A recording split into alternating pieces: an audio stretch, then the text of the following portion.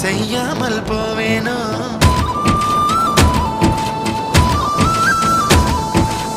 பேச்சிழந்த வேளையிலே பெண்ணழகு என் மார்பில் மூச்சு விடும் வாசனையை முகராமல் போவேனோ உன் கட்டு கூந்தல் காட்டில் நுழையாமற் போவேனோ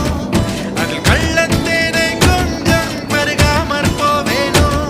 நீ பாதி தூக்கத்தில் புலம்புவதை ஒலிப்பதிவு நான் செய்ய மாட்டேனோ நீ பாதி தூக்கத்தில் புலம்புவதை ஒலிப்பதிவு நான் செய்ய மாட்டேன்